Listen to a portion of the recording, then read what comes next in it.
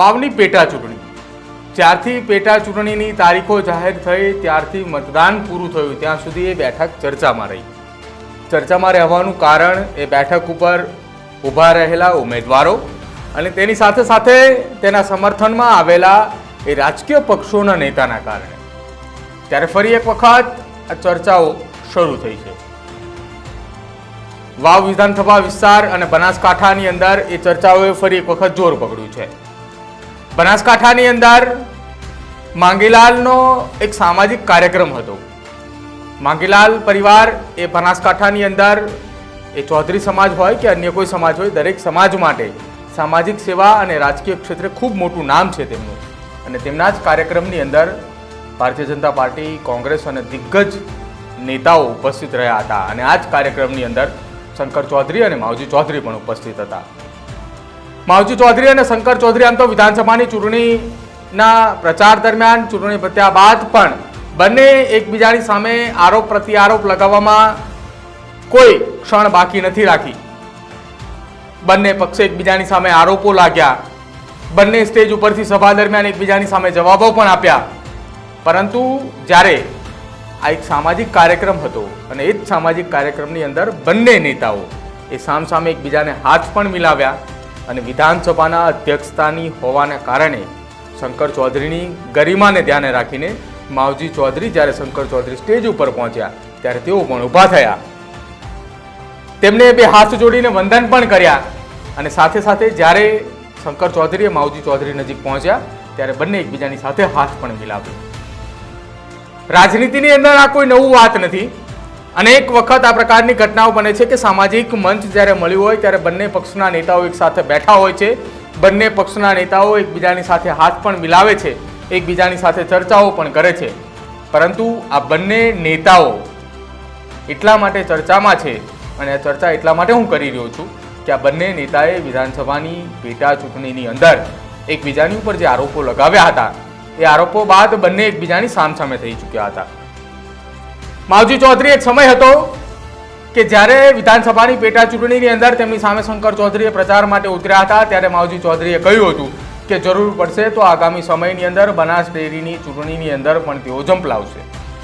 એટલે કે હવે તેઓ સીધી રીતે શંકર ચૌધરીની સામે મેદાને ઉતરી ચૂક્યા છે, જેને કારણે શંકર ચૌધરીને એ ક્યાંક ડર પણ લાગતો હોય કે 2027ની પેટા ચૂંટણીમાં જો માવજી ચૌધરી થરાદ બેઠક ઉપર લડવા આવે છે તો ચૌધરી સમાજના મતદારોનું વિભાજન થઈ શકે છે. કેમ કે થરાદ બેઠક પર સૌથી વધારે મતદાન એ ચૌધરી સમાજનું છે, પ્રભુત્વ તેમનું છે. જોકે વાવ બેઠક ઉપર ઠાકોર સમાજનું પ્રભુત્વ છે, પરંતુ ચૌધરી સમાજના મતદારો પણ નિર્ણાયક સાબિત થઈ શકે એમ હતા. તેના કારણે સ્વરૂપજી ઠાકોરને જીતાડવા માટે શંકર ચૌધરી મેદાને હતા. શંકર ચૌધરી મેદાને આવતાની સાથે ચૌધરી સમાજના અનેક આગેવાનો એક મંચ ઉપર ઉપસ્થિત રહ્યા હતા અને માવજી ચૌધરીને સમર્થન પણ જાહેર કર્યું હતું. જોકે આ તમામની વચ્ચે એક સામાજિક કાર્યક્રમની અંદર શંકર ચૌધરી અને માવજી ચૌધરીનો આ પ્રકારે હાથ મિલાવો અને બંને સાથે રહીને આ કાર્યક્રમને આગળ પણ ધપાવ્યો.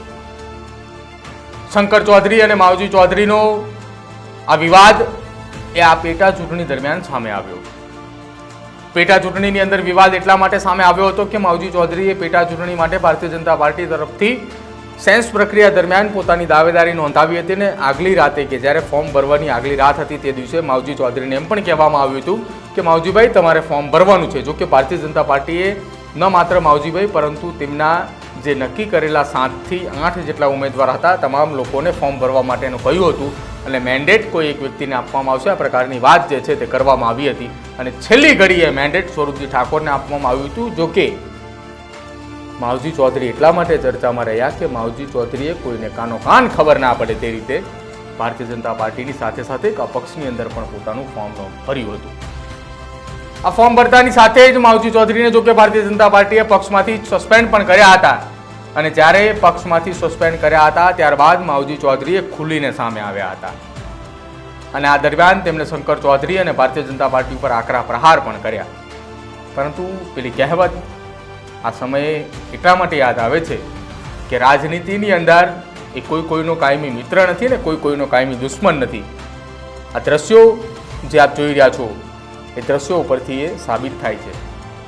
એક સમયે બંને એકબીજાની સામસામે હતા અને જ્યારે સામાજિક પ્રસંગ આવ્યો ત્યારે બંને એક મંચ ઉપર સાથે જોવા મળ્યા હતા અને બંને એકબીજાની સાથે હાથ પણ મિલાવ્યો હતો.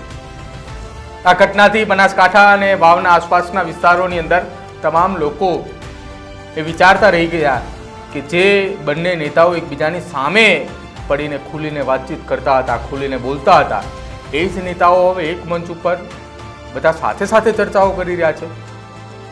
જો કે આ ચર્ચાઓની વચ્ચે હવે એ પણ જોર પકડ્યું છે કે માવજી ચૌધરી અને શંકર ચૌધરી બંને હાથ મિલાવતા હતા એ દરમિયાન એકબીજાની વચ્ચે કઈ ચર્ચા થઈ ખરી? જ્યારે માવજી ચૌધરી અને શંકર ચૌધરી એકબીજાની સાથે હાથ મિલાવતા હતા એ દરમિયાન તેમની બાજુમાં પરબત પટેલ પણ ઊભા હતા. બનાસકાંઠાના પૂર્વ સાંસદ પરબત પટેલ આ વાત જાણતા હશે કે માવજી ચૌધરી અને શંકર ચૌધરી વચ્ચે શું કઈ ચર્ચા થઈ.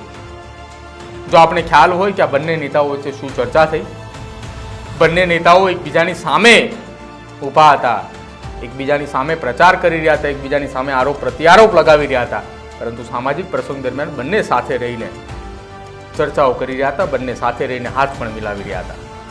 આ ઘટનાને આપ કઈ રીતે જુઓ છો અને આ ઘટનામાં શંકર ચૌધરી અને માવજી ચૌધરી વચ્ચે કઈ ચર્ચા થઈ ખરી? જો એ વાત આપ જાણતા હોય અને કંઈ કહેવા માંગતા હોય તો અમારા કમેન્ટ સેક્શનની અંદર જરૂર જણાવજો. અમારી ચેનલ ન્યૂઝ રૂમને આપ આજે જ લાઇક કરજો, શેર કરજો અને સબસ્ક્રાઇબ કરજો. નમસ્કાર.